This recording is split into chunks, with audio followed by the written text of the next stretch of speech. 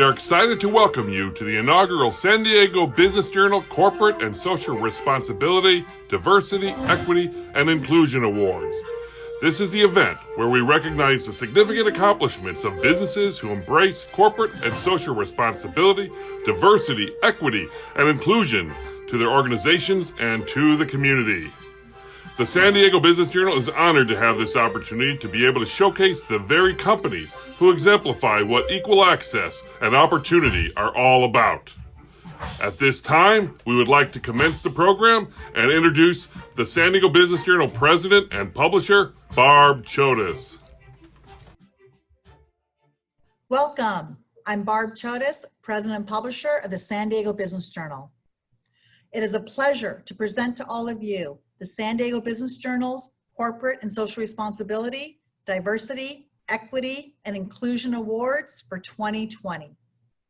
These awards are so important as they showcase San Diego companies who have made equal access to opportunity a top priority in our community. For this event, the San Diego Business Journal is honored to be partnering with the Strategic Alliance of San Diego Ethnic Chambers. Members of the Strategic Alliance include the Asian Business Association of San Diego, the Central San Diego Black Chamber of Commerce, and the San Diego County Hispanic Chamber of Commerce.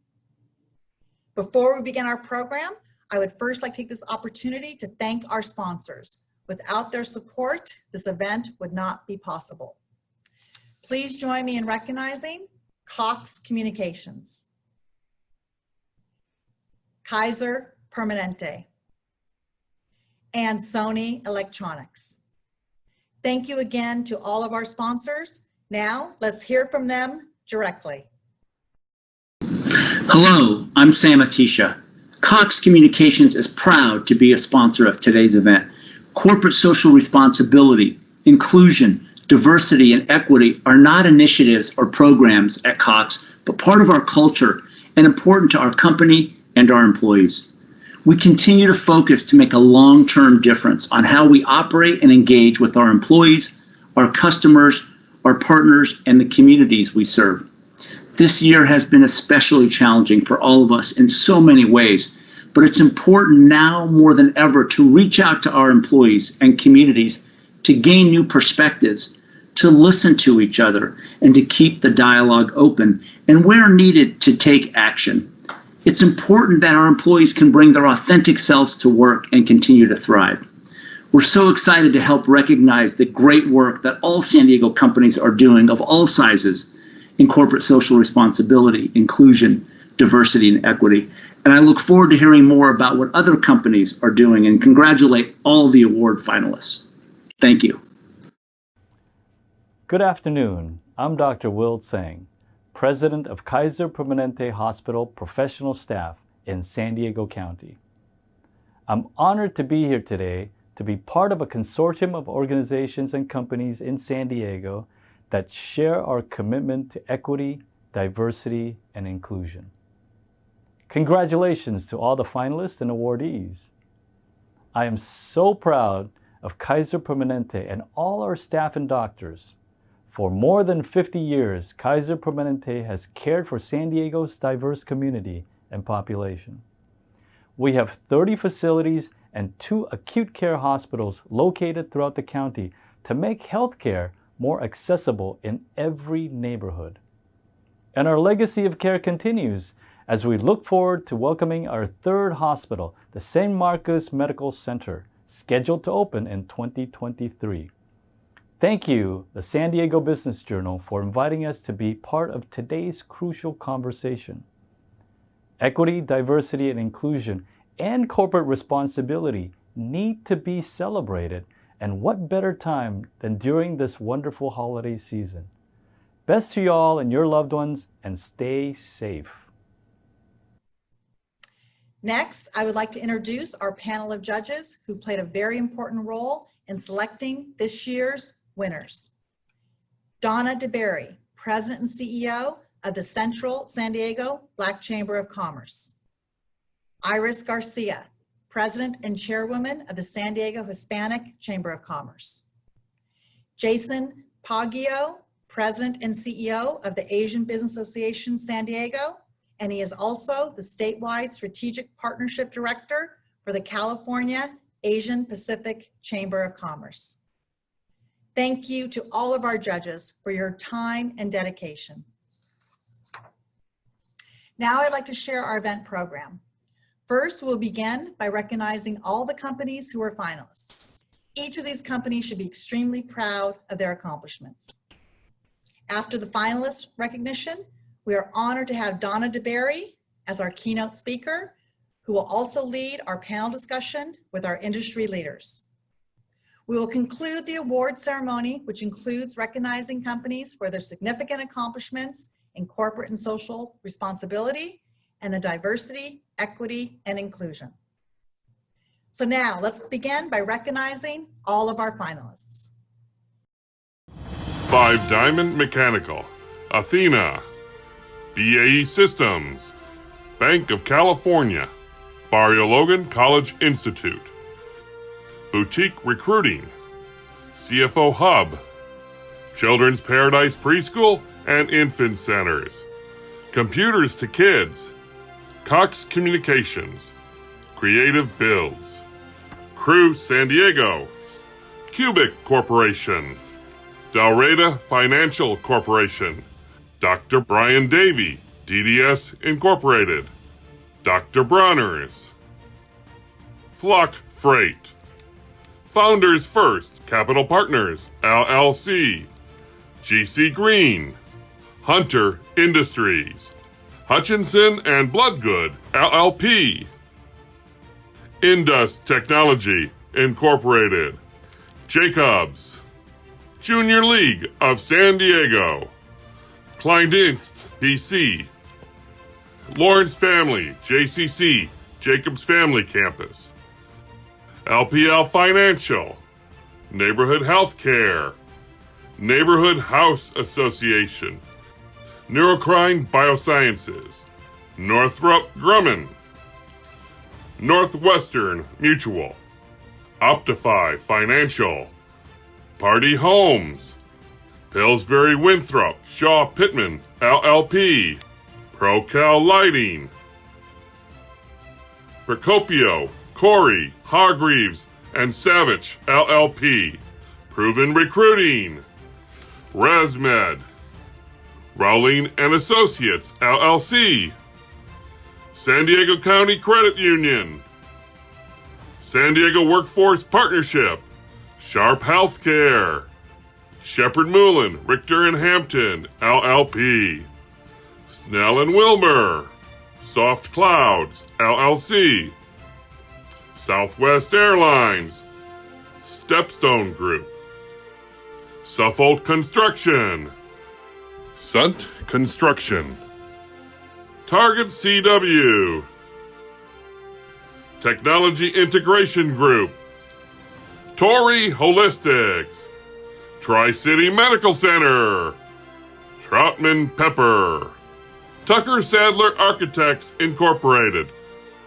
Tyson and Mendez, U.S. Bank, UC San Diego, Viasat Incorporated, WD-40 Company, Wilson Turner Cosmo, LLP. Congratulations to all of our finalists. Now, it is my pleasure to welcome Donna DeBerry. As we already mentioned, Donna is currently the President and CEO of the Central San Diego Black Chamber of Commerce. She was formerly the Executive VP of Global Diversity for Wyndham Hotels and Resorts, VP of Global Diversity at Nike, and she also led Global Diversity at Indeed. Donna has worked with some of the largest international organizations, including Starbucks, the NFL, and the NBA.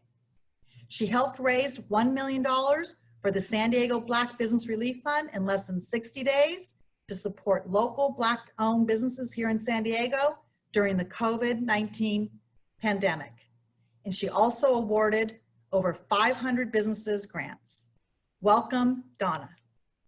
Thank you, Barb. Before I begin, I would just like to say how honored the Strategic Alliance is to be partnering with the San Diego Business Journal on this event.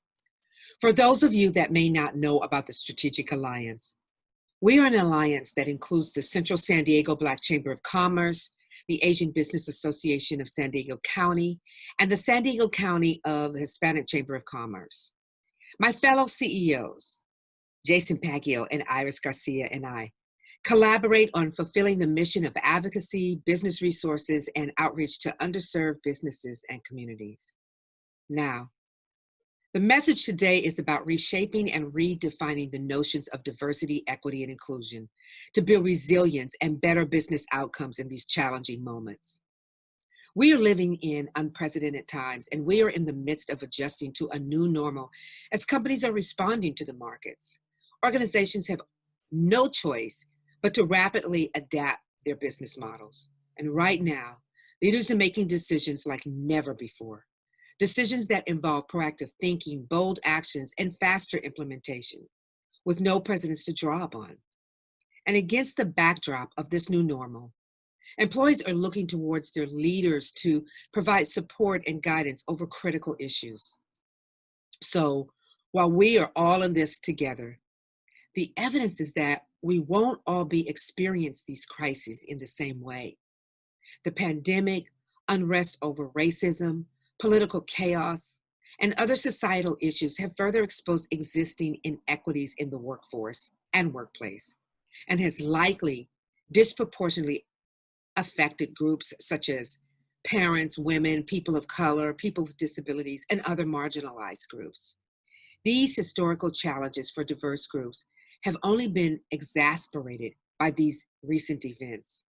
And swirling these challenges together is making 2020 one of the most difficult times to focus on work. And at the same time, showcasing the greatest need for inclusion, equity, and diversity more than ever. And although we are in a climate that feels a little gloom and doom, I believe that business leaders have the greatest opportunity to really change the way history records our response to COVID-19, economic upheaval, and social injustice. How? By investing in people. You know, most of us have been home for months and counting.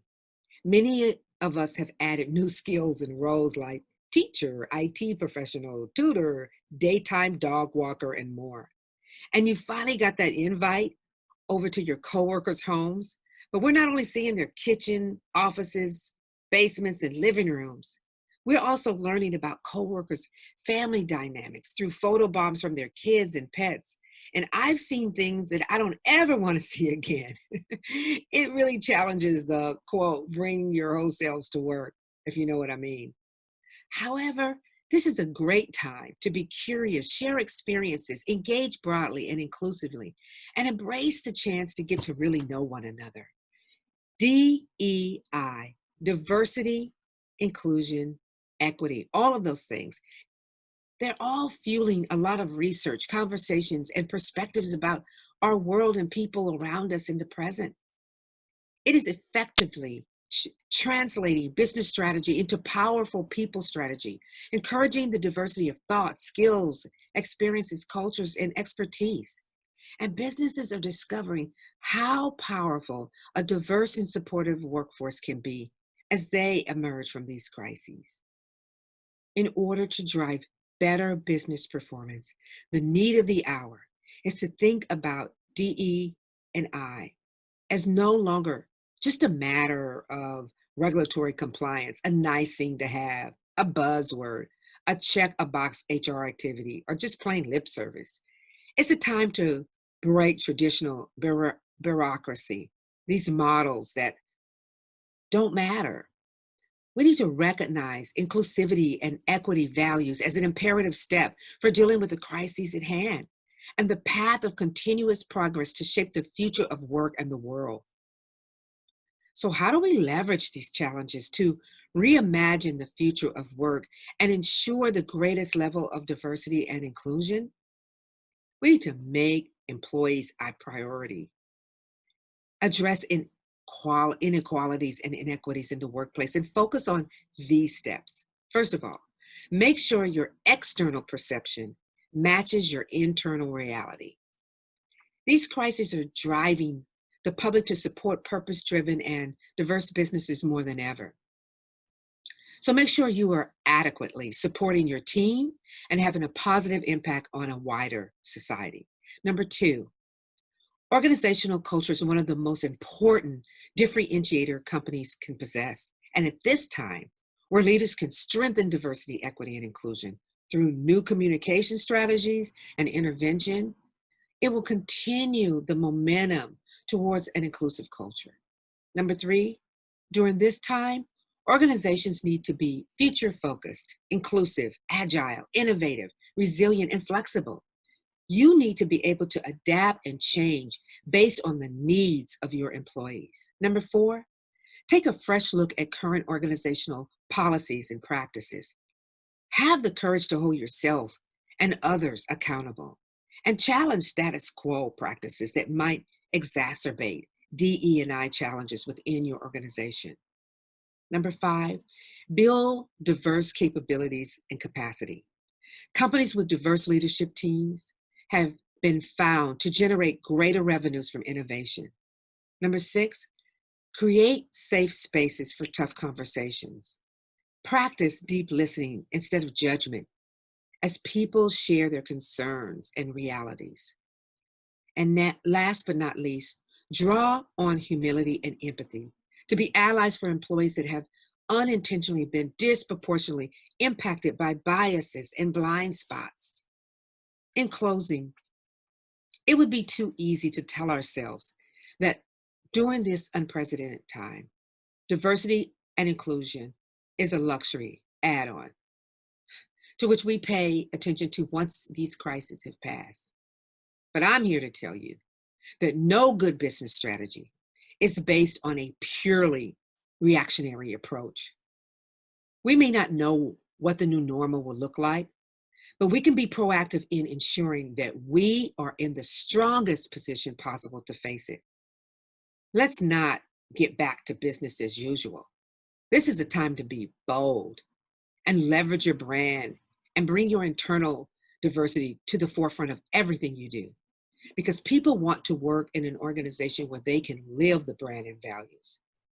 It's okay, it's all right that managers don't have all the answers. Listening and showing up for all your employees, that's what matters. It's a critical step. We have the opportunity to change the workforce narrative by making diversity, equity, and inclusion a priority. Thank you. Back to you, Barb. Thank you, Donna. Your words and insight encourage and inspire us all. Now on to our panel discussion. We're so pleased to have committed leaders who will be discussing the value of embracing corporate and social responsibility, diversity, equity, and inclusion, as well as sharing and discussing their insights and personal stories. Donna, back to you. Thanks, Barb. And good afternoon, everyone. And thank you for joining us for this great and necessary conversation regarding the need for inclusion, equity, and diversity, especially during these unprecedented times.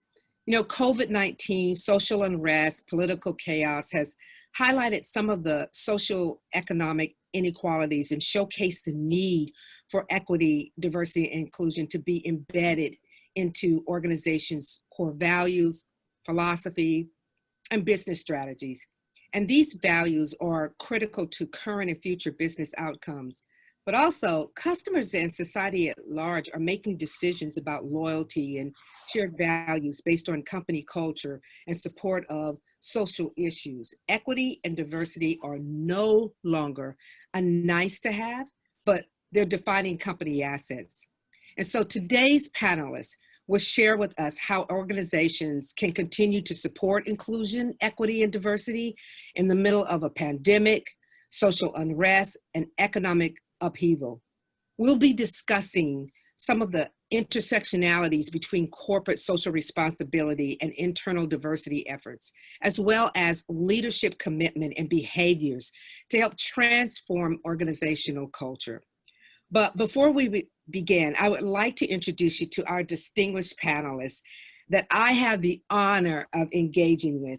And I would like to start with Dr. William Sang. Dr. William Sang joined the Southern California Medical Group at Kaiser Permanente, San Diego in 2000.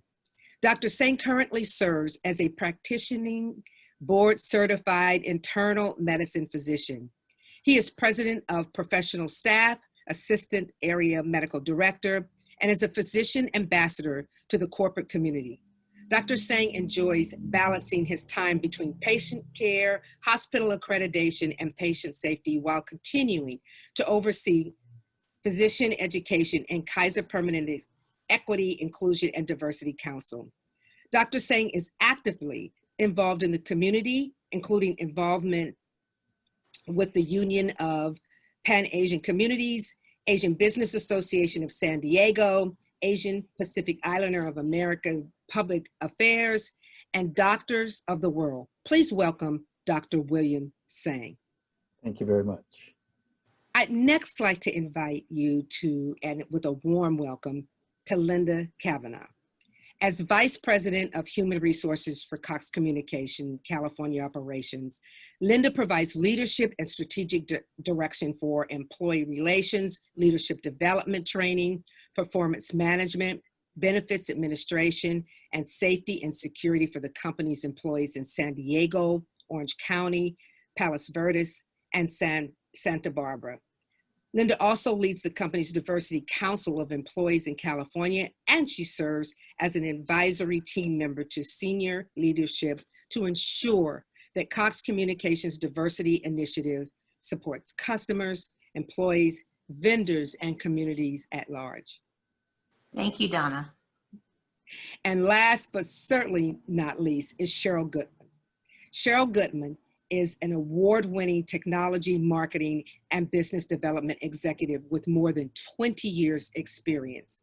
Cheryl's current role as head of corporate communications and corporate social responsibility is to evangelize the broad span of innovation and societal contributions made by the creative entertainment industry.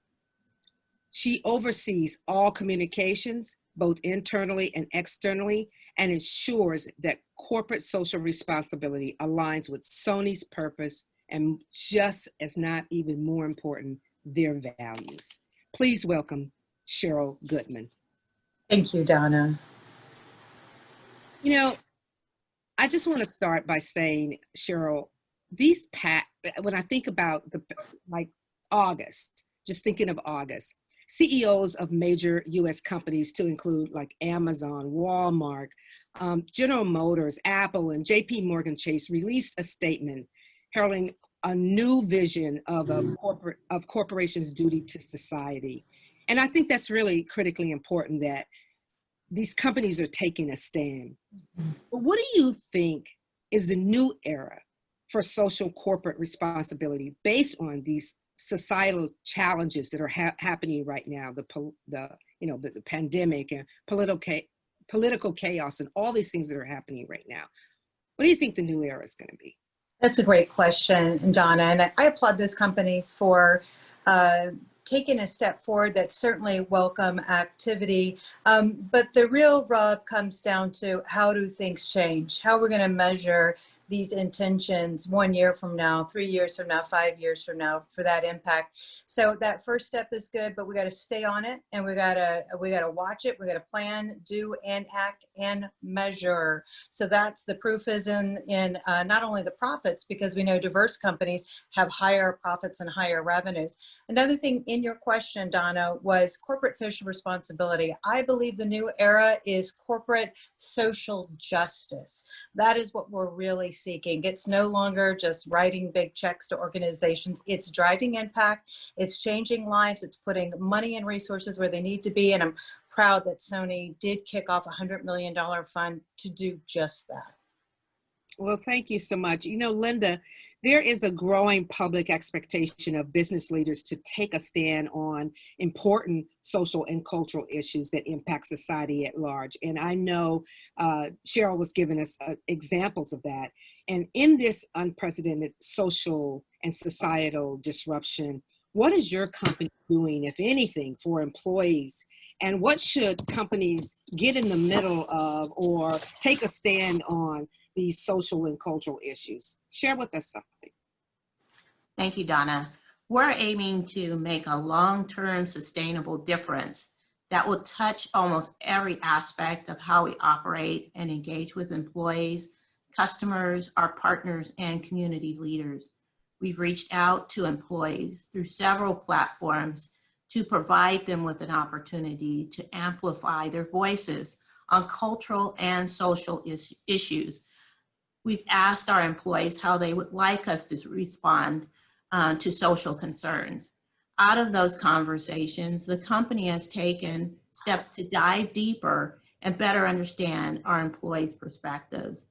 We have multiple employee resource groups, such as the Black, Hispanic, and LGBTQ ERGs, that have given great platforms for continued discussions and listening opportunities. Our ERGs are led by employees where they can guide these conversations.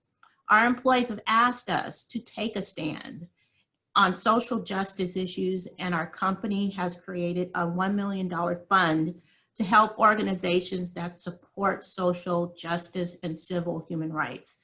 In addition, our Cox Charities Foundation is awarding $10,000 in community development grants to non-profits that do work around social justice and civil rights. And our employees got to vote on these organizations they wanted us to award grants to. We have stated publicly and posted on our website that racism and discrimination have no home in our hearts or in our company. We will advocate and fight for those whose voices need to be heard and against ideas that violate our values. So yes, the company has taken a stand, and we provide opportunities for our employees to be totally involved in how we do that. Thank you, Linda. You know, it's great that companies are taking a stand. It's amazing how you think about corporate social responsibility and how they are taking a stand, right? Companies are really committed. But besides the companies are our incredible employees who really are dealing with all of what's going on right now. And Dr. Singh, when I think in the wake of the pandemic and these new imperatives to survive this shell-shocked economy right now, civil unrest, Black Lives Matter movements, and we kind of touched a little bit on all the political chaos that we're dealing with right now. What should companies be doing to foster psychological safety for all of our employees? Yeah, first, I'd like to acknowledge that this has been a very stressful year for everyone. You know, the civil unrest, political divisiveness, the economic hardship, and actually the ongoing worsening of the pandemic. So stress is really something that is continuing to build with individuals and amongst our society. So in this time, psychological safety is more than just a way to deal with stressors of the current event.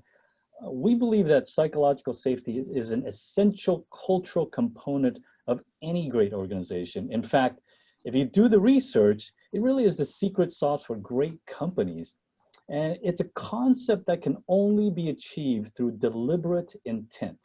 So there's an entire field of safety science devoted to this. But just to give an example, you know, Google just did a study, conducted a 2-year study with their highest performing teams.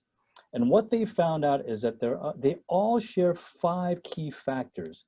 So number 1, impact, that their work matters and it creates changes. That meaning the work is personally important to the team members. Structure and clarity, they have clear roles, plans, and goals. And then their dependability, meaning people do what they say they'll do. But the most important part for highest functioning, performing teams is really psychological safety. The staff feel that it's safe to take risk and be vulnerable in front of other people. Now, I'm a science guy, so I gotta go with science. There's really 4 stages of psychological safety. The first one and most important is really inclusion safety. We as humans tend to be tribal, so this taps into our humanity, a collective that accepts you, grants you that shared identity. And leaders need to do this actively, because if you're not actively including someone, you're passively excluding people. And active exclusion in the brain translates and it shows up as pain. I mean, essentially, your pain centers will fire up when you are excluded. And there's one study that was very interesting. Essentially, if somebody spits in a cup, gives it to you, and you drink that cup, your pain fibers will light up. Now, that's just as bad as being excluded. So when you're excluded, the same area of pain fibers will light up. So really, the inclusion safety is an exchange for human status and absence of harm. The second is learning safety. When you're in a learning safety environment, you get room to ask questions, you get room to experiment, you make mistakes, and when mistakes occur, you're not ridiculed or scorned or unsupported. Really, you want the entire organization to be learning. So you encourage learning in exchange for engagement. The third one is contributor safety. So either formal or informally, you contribute now to the organization, and leaders will assume that risk. So you say, hey, look, I got a great idea I want to try out. The leader, the boss says, go ahead. But if something doesn't go right, you want to make sure that there's that guided safety, that you're protected and that you're psychologically okay to try things. So guided autonomy for performance. And the last one is challenger safety. You should have the freedom to ask questions and challenge the status quo without retribution or reprisal or risk of damaging your reputation. That cover from your leader in exchange for candor. So if you can do all these steps, basically you're in a great company. You can freedom to ask questions without looking stupid, freedom to get meaningful feedback without looking incompetent. You can be critical without appearing negative, and you have the freedom to innovate without being perceived as disruptive. So those are key components that we know will help move an organization. It's good for the brain, it's good for the soul, and frankly, it's just good for business. Thank you so much for sharing that, Dr. Singh. I'm thinking through a lot of things right now, specifically for people of color who've been disproportionately impacted and affected by COVID-19, xenophobia, racism, and other biases that are happening in the workplace. Maybe, Linda, what can you share with us? What can companies do to support these underrepresented groups of people, of employees in the workplace who are not only feeling it, but even sometimes holding it in, as Dr. Singh shared with us, this psychological safety? What can companies do to help specifically these groups of employees? So that's a really great question, and I think Dr. Singh brought out a lot of great ways to help people feel comfortable to have those conversations. But I know generally, as companies have been doing forever, is not having those uncomfortable conversations, allowing people to let us know how they really feel on these uncomfortable conversations. And for us to be effective in making sure that we're responsive to the concerns of all of our employees is to allow people the environment where they feel comfortable to share, and definitely allowing people to have the cover to be candid about what they're feeling and what's top of mind these days. And I think it's difficult right now because companies, these are uncomfortable conversations. So who's going to push them? We have to have our leaders take the lead in creating these open forums that help lead people to have these conversations. Yeah, Cheryl, do you have any comment on that? Because I agree completely with Linda on making sure that we are able to have these authentic conversations. And I think for Dr. Singh, he's saying for psychological safety, having the conversation is critically important, right? Yeah. People want to know, want to be heard, want their voices to be heard. Right. What's your recommendation. Well, Donna, you are absolutely right. Dr. Sang and Ms. Linda Kavanaugh nailed it, right? And this is when corporate communication swings into action. Let's put some structure around that. Regardless of the size of your company, whether you are small, medium, or large like Sony, you need to have an external plan and an internal plan. And internal is number one. What are your employees feeling? Let's put some structure, get some crucial conversations going, get a trusted moderator. We're fortunate we have Miss Lee Wills, and bring those folks to the table. Let's have those conversations and embrace, because they're not going to be easy. Go into these conversations knowing that, but also knowing that you're going to learn. The second, that is the external side, listening to your customers, listening to your stakeholders, and your stakeholders are external. What are you hearing? What are you seeing? How are they impacted? How are the families impacted? How are communities impacted? Sony North America is across and in almost every single state, and every situation is different. So we have to listen and we have to acknowledge, and then we swing into action with policies and programs to help support. And everything Dr. Sang said, and Linda is absolutely spot on. Acknowledging that stress psychologically, employee resource groups, communities to come together, and then to ideate about solutions, as opposed to leadership saying, oh, here's how you're going to solve it. Let the employee resource groups lead as industry, as subject matter experts on what the solutions are. Give the platform to get those comms out. So good communications is going to support all of those great activities my colleagues on this panel suggested. It's funny, I'm excited about the comments that are coming from the panelists. And also when we think about like workplace culture and how people make decisions on where they want to work, who they want to work for, all those things are critically important. And we know that workplace culture has always been one of the most powerful differentiators for companies. What can companies do to manage and strengthen this culture regarding inclusion and equity, especially not just during these times, right? It's literally, you want to create a short-term and long-term strategy around workplace culture. And Linda, maybe you can provide us with like, what are some of the things that companies can do, and how can they manage the culture around inclusion and equity? So that's a great question. I know all of my panelists here have talked about employee resource groups, and that's one of the things that we've relied on here at Cox. We've long supported our employee resource groups, and they represent many sectors of our employee base. These groups engage from many perspectives and shape and enhance our culture.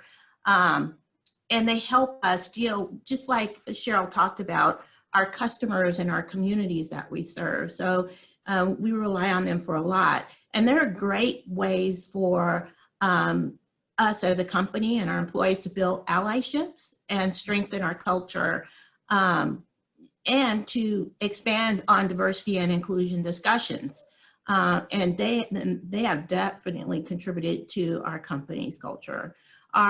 And just give an example, our ERGs have invited guest speakers and had internal panels and book club discussions.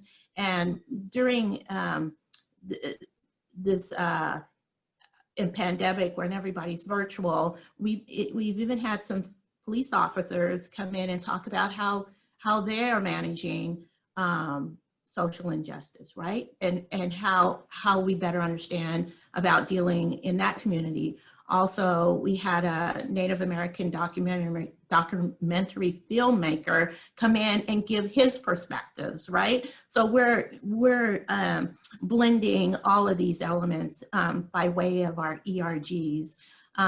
Before the pandemic, we've also provided opportunities for our employees to engage the community in different ways. So I think your ERGs are a great way to impact and drive and morph and develop your company culture.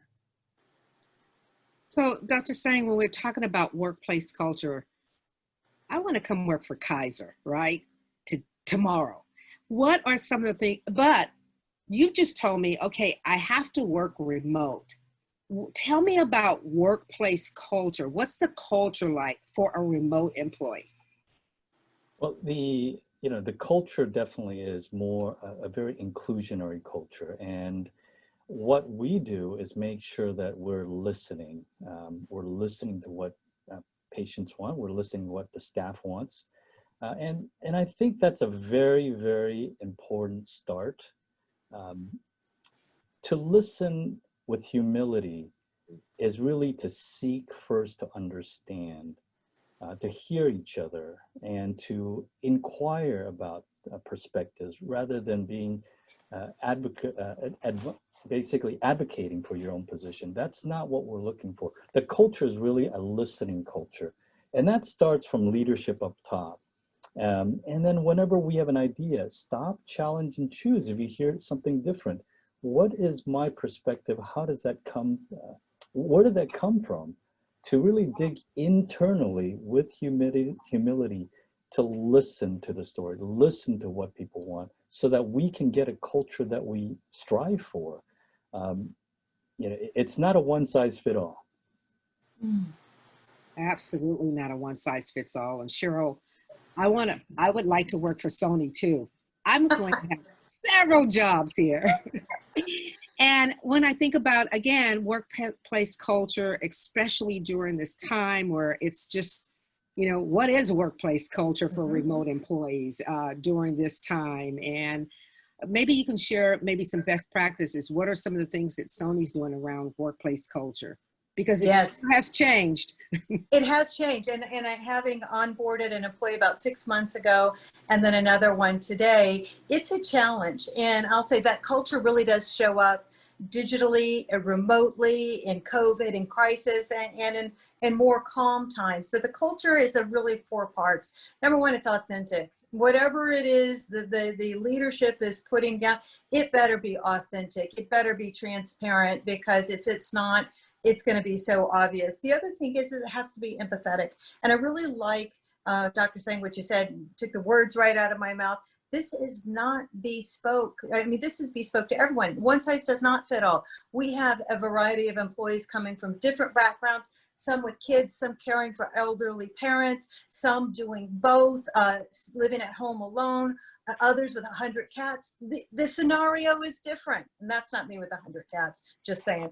But, it's very, very unique. And so we have to seek to understand, as Dr. Sang said, we do that a couple of different ways. Crucial conversations with our employees. We do surveys very often. They're probably sick of the surveys, but we get so much feedback. We get so much learning, things that we wouldn't know. We do town halls that have full-on chats and integrated with the leadership. And so we're doing everything we can to show up digitally where we can't show up in an analog way due to safety. So we know that there are challenges, but let me say, I imagine all the companies on this call are titans in tech, just like Sony. And that is really, that comes down to the wire is connecting through software and hardware. Great Sony headphones, get that Sony gear out, because it's going to connect you. And sorry, I had to get my plug in there, Donna. And yes, please come work for us. You be our ambassador of anything you want to be. Listen, I'll have the best headset. I'll be on Cox Communication, like doing a advertisement, and I'll have the best doctors and nurses in town to make sure that I'm up for all of this and I'm psychologically okay. There's another note, and I want to talk a little bit about leadership, because leadership is not a title, but a demonstrated behavior. And not just in COVID times, but in any time. How do we make sure that our leaders are behaving and demonstrating and showing up, showing their commitment to inclusion, equity, and diversity, but they're living it. They're coming to work every day. They're leading their teams in managing processes, but they're demonstrating this behavior, because that is such a strong retention tool and a strong recruiting and attraction behavior. So tell us, I'll start with you, Linda, because I'd like you to share with us what are some of the behaviors that your leaders are demonstrating around inclusion, diversity, and equity.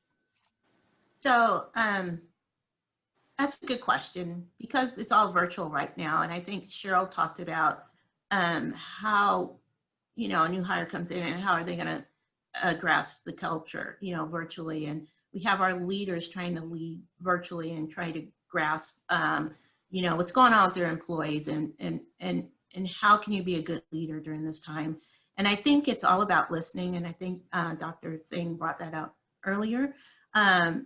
We do these quarterly roundtables and bring in frontline leaders and talk about ways we can connect better with our employees.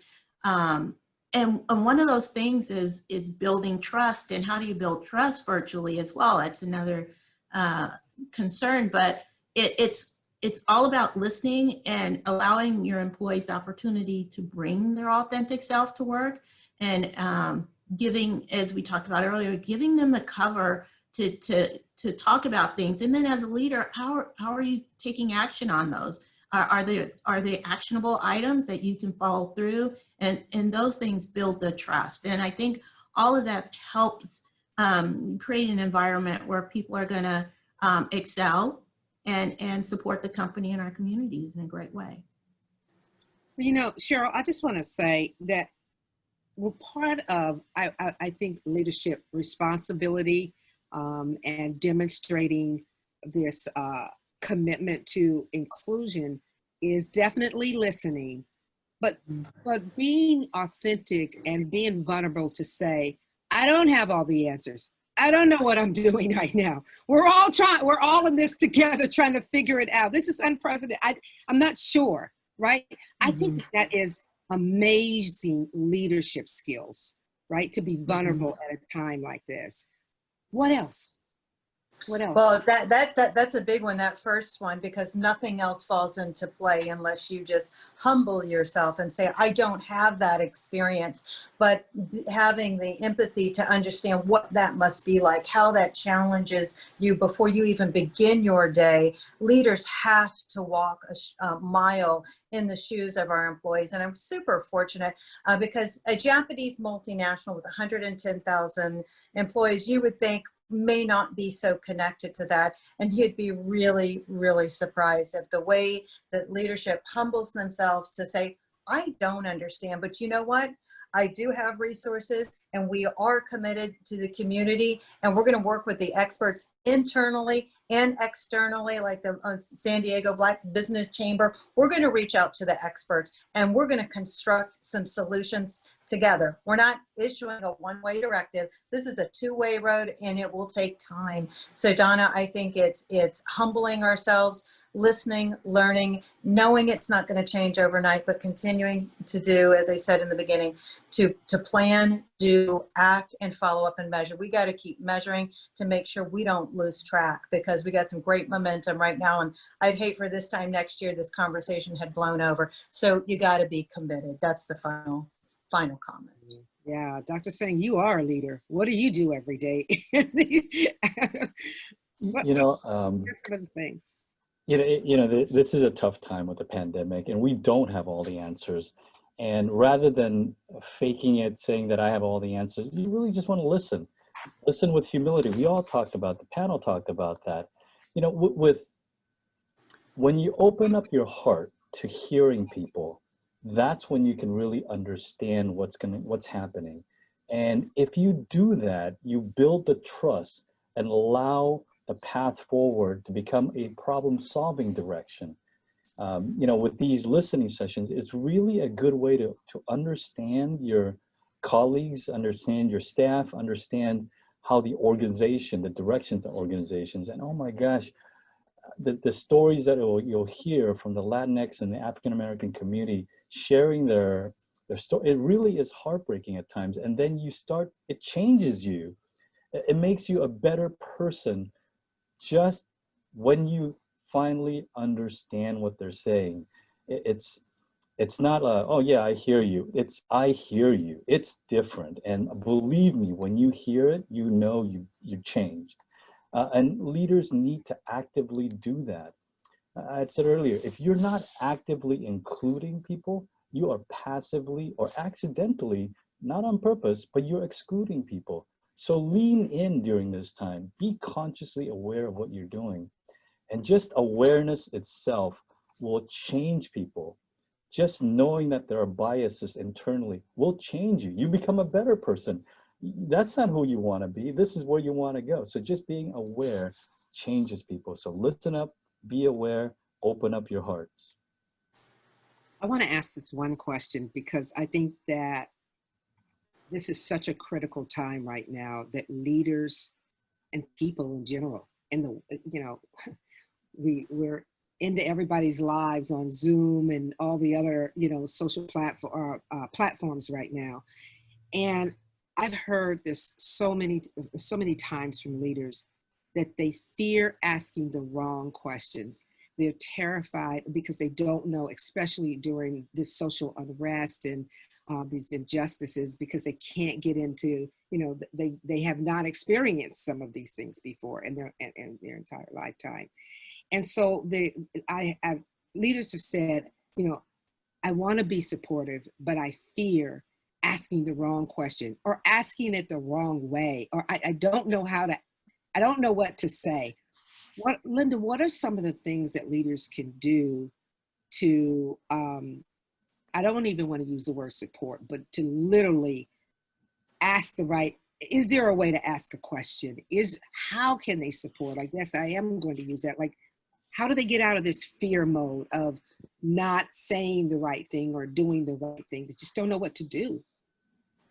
I think that's a great question. I think a lot of our leaders struggle with that, but we have this cover right now that people are willing to listen and open up.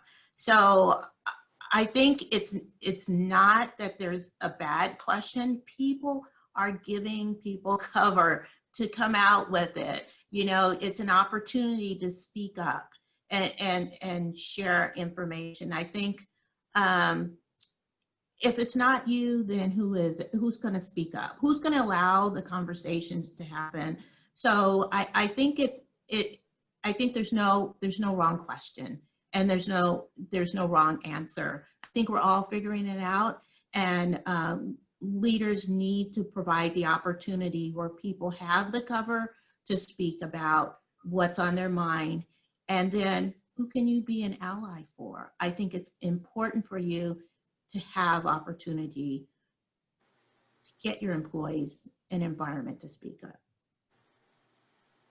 Cheryl, how are you working with your leaders in helping them over this fear of asking the wrong questions, saying the wrong thing? They don't even know where to begin. What would be your recommendation, or what are some best practices? Yeah, and I think Donna, it goes back to really that trust. And I think it's not so much the right questions, but having the answer, just admitting up front, I've got more questions than I got answers. And maybe I'm not clear on the terminology. I think if I say African American, I'm okay. If I say Black, I think that those initial conversations were had at Sony. What's the right term? What's least offensive? Seeking to understand, that's been said a lot, but that was the posture, right? In the horrible wake of the George Floyd terrible event. That was the posture. How do I have this conversation? What are the right tools? And so it wasn't so much the right question, but admitting that the answers weren't there. And once that baseline was built, the trust was there. As Dr. Sang talked about, that psychological trust. There's not going to be a backlash because of an opinion or a view or a thought or an experience told.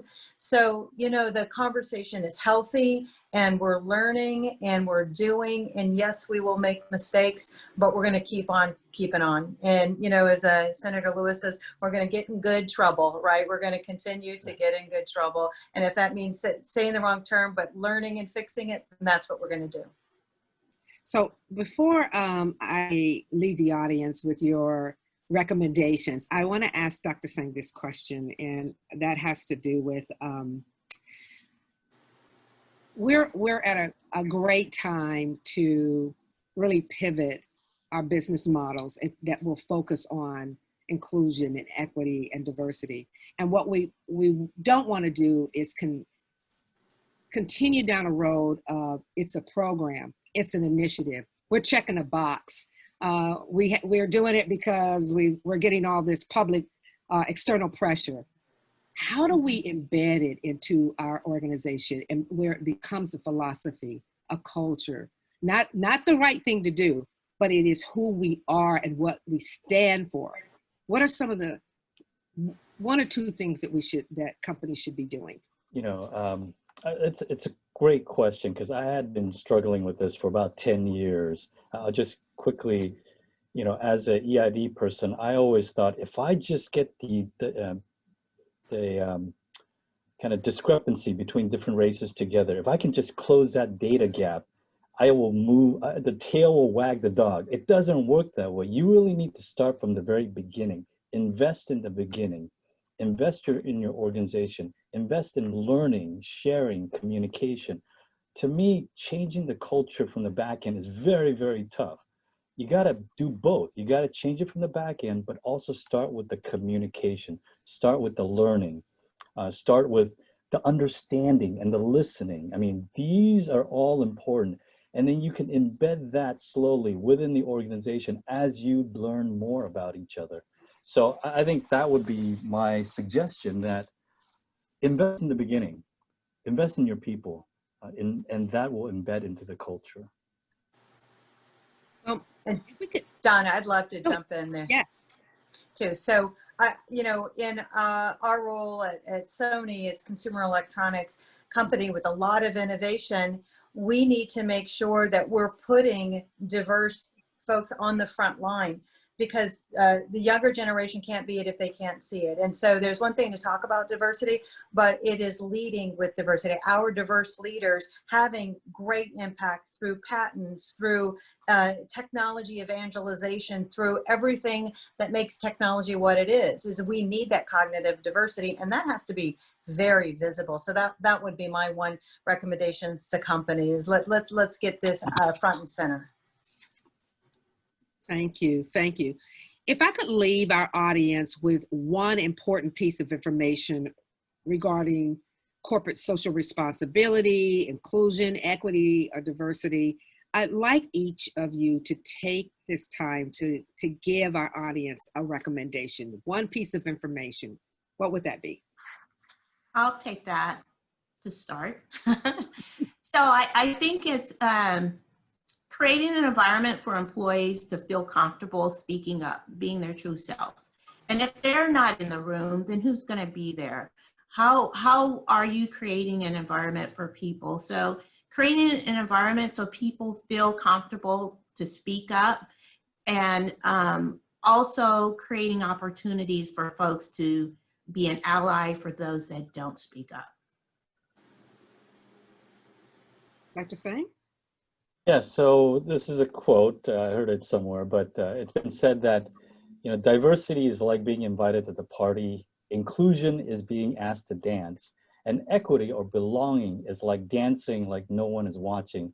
It's the feeling of the psychological safety that allows employees to be their authentic selves without fear of judgment. And that's what we want. We want to have that psychological safety in combination with the equity movement, so that we can be a better organization. And it's frankly good for the brain, it's good for the soul, and it's good for business. Final thing, and Donna, you alluded it to the beginning, and I just love it. And I think it is changing our mindset about how it's just the right thing to do, because it is the right thing to do. But cognitively diverse companies are more profitable. This is good business. This is what we should be doing. This is not a handout. This is how business should be done. Yes, thank you so much. First of all, I'd like to thank the panelists for their recommendations. This has been an amazing conversation, a conversation that's so needed. I'm so thankful for the San Diego Business Journal to continue dialogue and conversations like this, because honestly, we're not at the end of this, we're at the beginning of this, and we're at the beginning of transformation of cultures, of companies, of the way we're going to be doing business. So we hope that all of you that are on this call, we hope that you take these recommendations and make inclusion, diversity as a priority when you think about reimagining your company as one of the best places to work for. Thank you all so very much. Thank you for having us. Thank you, Donna. Thank you, Donna, and to all of our speakers. Now, let's begin our awards ceremony. We'll be recognizing 12 companies based on the size of the company. There are 2 categories, corporate and social responsibility, and the second category, diversity, equity, and inclusion. 6 companies will be awarded in each category. Please join me in welcoming back Donna DeBerry, who will be announcing our first awards category. Donna? Thank you, Barb. Central San Diego Black Chamber of Commerce is pleased to be a part of today's awesome event. I will be announcing winners in the small company category. Our first winner is in the corporate social responsibility category. Please help me congratulate Founders First Capital Partners. Founders First Capital Partners help provide minority-led small businesses to achieve exponential growth in underserved communities. This company primarily focuses on businesses led by people of color, women, members of LGBTQ community, military veterans, and businesses located in low to moderate income areas. Founders First Capital Partners is making history with the launch of the first revenue-based investor and online accelerator focused on growing thriving million-dollar minority-owned small businesses. Their mission is to empower underserved groups of business owners to enable them to build sustainable, profitable, and accretive legacy businesses. Congratulations, Founders First Capital Partners. Good afternoon. I'm Kim Folsom, founder and CEO of Founders First. I am truly honored to accept this award from the San Diego Business Journal for recognition of the impact of our work towards carrying out the Founders First mission, which is to address social, racial, economic equity gap that has prevented diverse small business owners from becoming large job creators in their community. I'd like to thank my family and the Founders First team for working tirelessly to help our founders sustain, grow, fund, and transform their businesses. On behalf of the Founders First team, I accept this award with much gratitude to our inclusive 300+ companies led by an amazing group of diverse founders that include women, people of color, military veterans, members of the LGBTQ community, and other diverse communities. I congratulate the other nominees, finalists, winners of this award, and recognition of their efforts to advance diversity, equity, and inclusion. And finally, I thank our board of advisors, investors, and advocates who encourage us to leverage our blessings, expertise, resources, learnings, and passion to help the next generation of business owners. Thank you. This means so very much.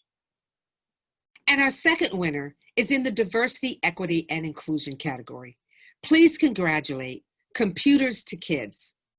Computers to Kids believe all children and their families, regardless of their economic status, needs to be computer literate and have equal access to technology. The Computers team of talented and diverse individuals assists in refurbishing and distributing more than 10,000 computers each year.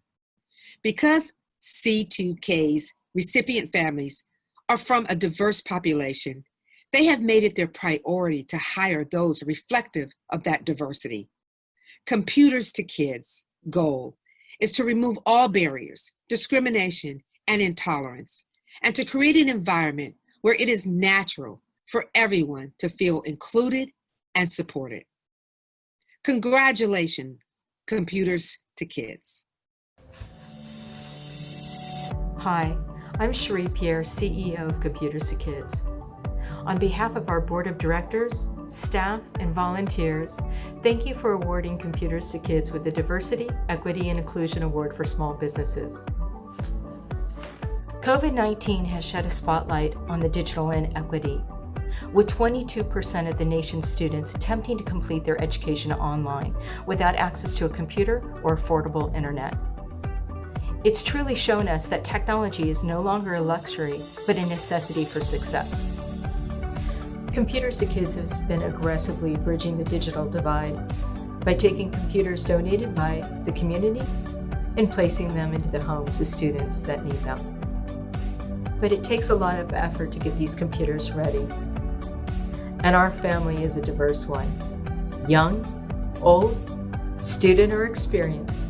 Everyone has a place here to bring their talent and expertise and passion to the refurbishing process. Together, we're able to refurbish these computers and help distribute them to students in need. We strive hard to ensure that when our families come to pick up their computer, they see their face mirrored in our staff.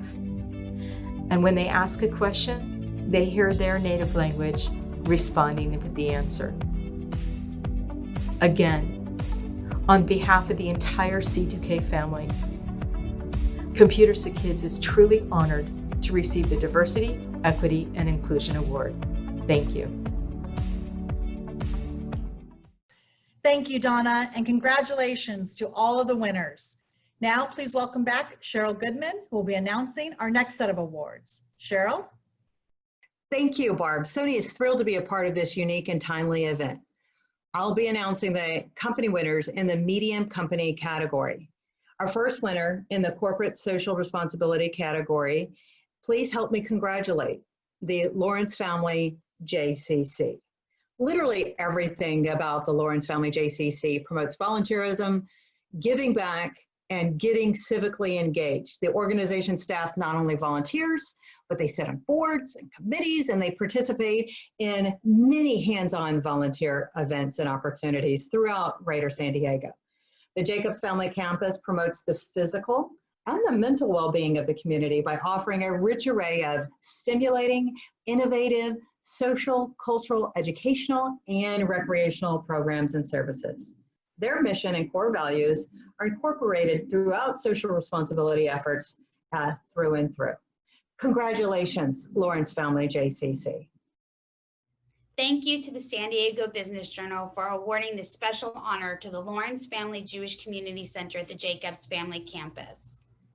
I'm Betsy Lynch, CEO of the Lawrence Family JCC, and I want to thank you for acknowledging the impact of our work, particularly in the area of social responsibility, as it is woven into the fabric of who we are as an organization. During 2020, the JCC launched a program called JCC Cares. It was something both done for volunteer opportunities in person and virtually. We were crafting for a cause, we were gathering things for food, we were using our community to create good.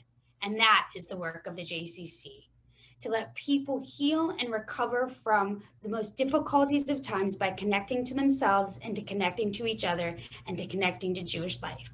We thank you for this award, and we will continue to be socially responsible as we move forward to make a better San Diego.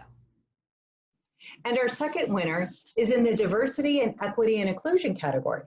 Please congratulate Procopio. Procopio believes that a diverse and inclusive workforce at all levels fosters an environment that supports innovation and creative problem solving to better serve their clients. It's their ongoing mission to create and maintain a firm-wide culture and environment that supports and promotes diversity so that all employees, regardless of their background, feel welcome. They feel included, they feel valued and supported, and are able to succeed and reach their potential of excellence. What's most important is that each and every attorney at Procopio feels valued and engaged in their shared mission of serving clients to the best of their ability. Congratulations, Procopio. I'm John Alicio, the managing partner of Procopio. Procopio is a law firm based here in San Diego, but we have offices throughout California, Arizona, and Nevada. Diversity is something we focused on for many, many years. Recently, we were awarded the Mansfield certification, which means we take diversity into consideration for everything with regard to advancement, hiring, promotions, leadership positions, and even diversity pitches, client interactions. This is good for the growth of the firm and great for our diverse candidates here at the firm. We also created the Racial Equality Task Force. They have done a Procopio scholarship and internship program. So now we're giving financial assistance to law students here in town and also giving them jobs and internship where we can help kickstart their career. We're doing these things because it's the right thing to do, but also for a selfish motive because it makes us a better firm. With diverse perspectives, we get a better result for our clients. That can't be denied, and it's something we've seen time and time again. So thank you for honoring us, the San Diego Business Journal, the San Diego business community, and also to our diverse colleagues here at the firm and throughout.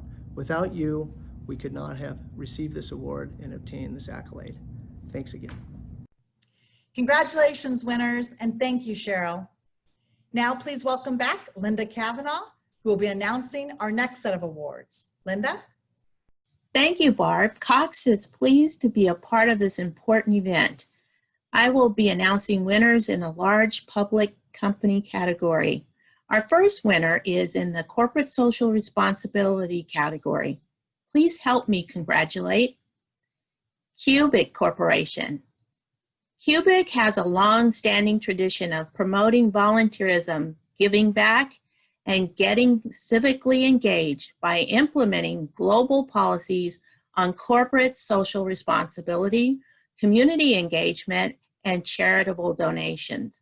These policies provide for the development of cross-functional communities to create a community engagement and charitable donations committee with an assigned budget to support local activities around STEM, military veterans, organizations, and health and safety efforts. Additionally, Cubic gives employees the opportunity to volunteer their time and resources in support of major catastrophic events around the world. Congratulations, Cubic Corporation. On behalf of Cubic Corporation, let me express our gratitude to the San Diego Business Journal for your important role for San Diego businesses.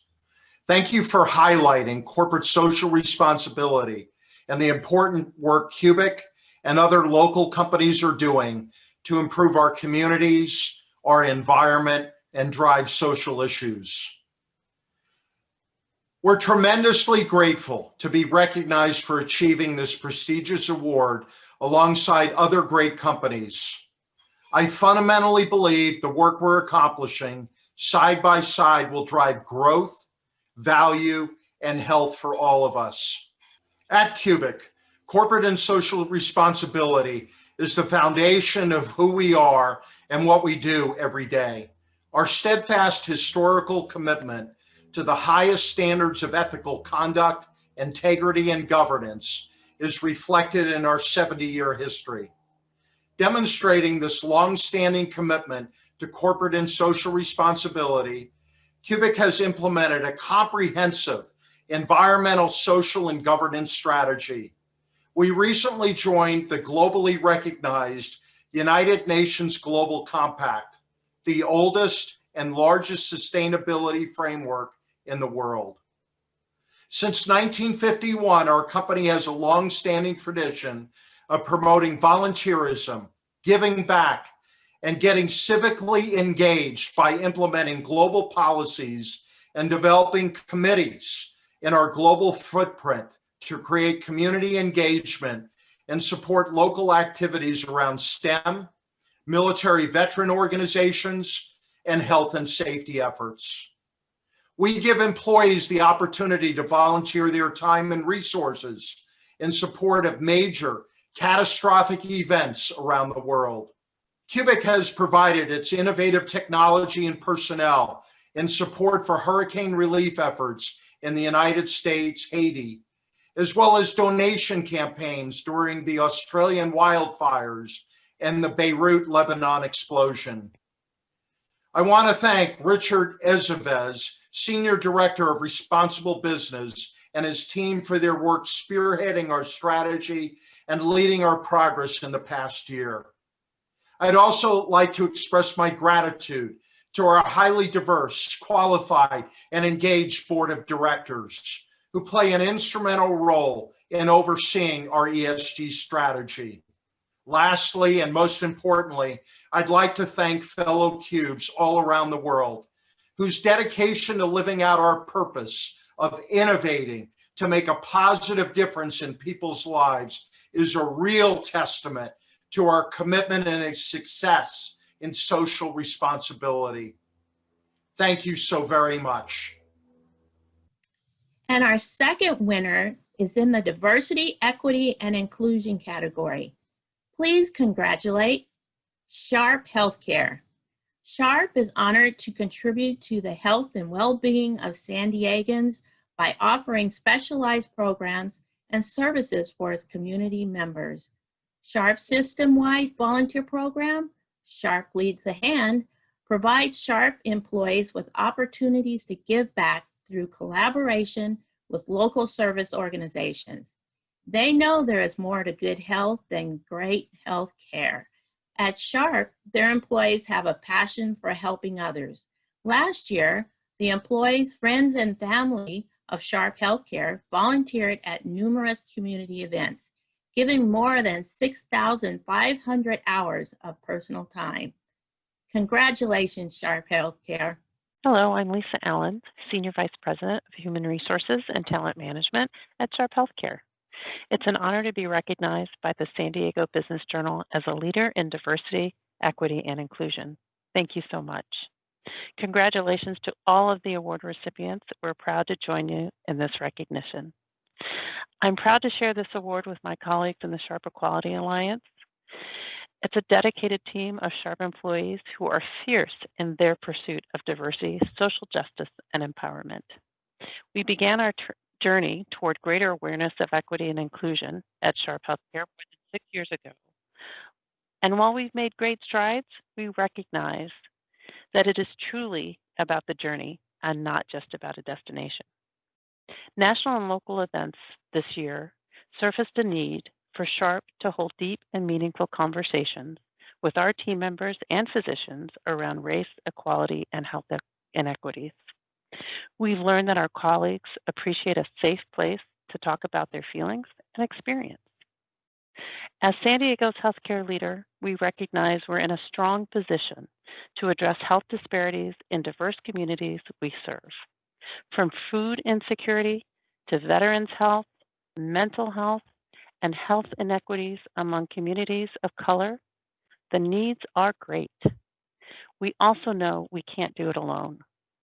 Each of us joining to do this work can play a role in making a better, stronger community. At Sharp, we like to say that when you work to achieve something, the journey is a marathon, not a sprint. We're so grateful for this recognition as we continue on our journey. Thank you. Thank you, Linda, and congratulations to all the winners. Now, please welcome Roger Doherty, Senior Director, Public Affairs and Brand Communications for Kaiser Permanente, who will be announcing our final awards category. Thank you, Barb. Kaiser Permanente is pleased to be a part of this wonderful event. I will be announcing winners in the large private company category. Our first winner is in the corporate social responsibility category. Please help me in congratulating Cox. As a leader in local philanthropy, Cox is creating moments of human connection every day, and its community giving and volunteerism have never been more important than this year. Since COVID-19 struck San Diego County, Cox has helped the public stay connected during the pandemic, opening up hotspots throughout San Diego County free to the public. In addition to dealing with the pandemic, Cox hasn't forgotten about wildfire season. They have implemented a wildfire preparedness campaign that includes helpful tips and information on staying connected during a power outage or wildfire. Cox understands the importance of serving their communities, and for them, philanthropy is more than a buzzword. It's a mission. Congratulations to Cox. Thank you to the San Diego Business Journal for this recognition. At Cox, we've always had a strong focus on giving back to the communities we operate in. We were founded in 1898 by James Cox, who came from humble beginnings, working his family farm in Ohio before becoming a teacher and buying his first newspaper, and later it becoming what is today Cox Enterprises. The strong belief in serving others and his legacy continues today with his great-grandson leading our company with that same spirit of giving back. This CSR award really reflects the great work our employees do each and every day to bring us all closer together as a community, not only through the power of our network, but through the power of giving and volunteerism.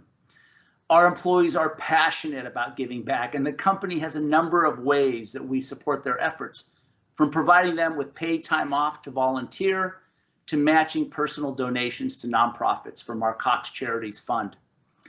I am incredibly proud of our dedicated and caring employees and all they do to support our communities every day, especially now more than ever, as all of us are relying on the internet to work, learn, and stay connected to those that we love the most. And I'd really like to just give them a big shout out. And a special thanks to our California Public Affairs teams who drive all of our CSR efforts and focus. We have an amazing team in California, and they continue to focus on doing everything they can to help our communities move forward. Now more than ever, our communities need great companies like Cox to step up, and I promise you we will continue to be there for all the communities we serve in San Diego. Thank you again to the San Diego Business Journal for this award, which I proudly accept on behalf of all of our employees and everyone at Cox. Thank you so much. And our second winner is in the Diversity, Equity, and Inclusion category. Please congratulate Suffolk. Suffolk believes in the power of people, in the importance of collaboration, and the value of diversity of thought, perspectives, and backgrounds. Suffolk believes that inclusion, diversity, equity, and accountability are key components to accomplishing their vision. Suffolk's diversity and inclusion strategy includes creating an environment where everyone belongs, increasing representation, welcoming and engaging all perspectives, ensuring fair access to opportunities and growth, and finally, taking ownership of outcomes, opportunities, and challenges. This year, Suffolk launched the Anti-Racism Action Plan that has since been rolled out across all markets, including here in San Diego. Congratulations to Suffolk.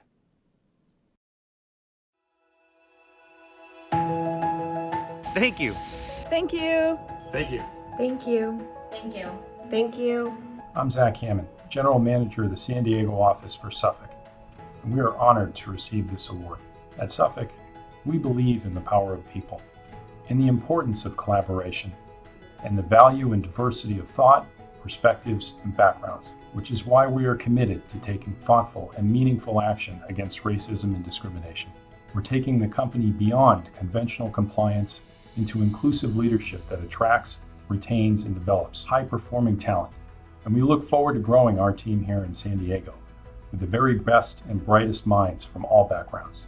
There is still much work to be done. We are very proud of the positive impact our team has had thus far. On behalf of the entire Suffolk family, I want to thank the San Diego Business Journal for recognizing Suffolk. Thank you, and congratulations to all the other companies being honored this year.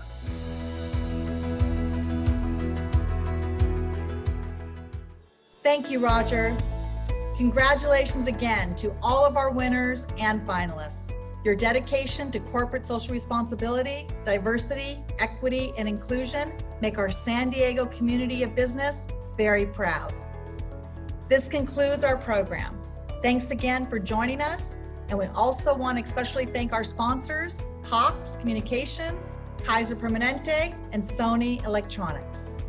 I would like to remind everyone that you can read more about all of our honorees in our print and digital editions. This entire event will be available on our website, sdbj.com. Thank you, and we look forward to seeing all of you next year.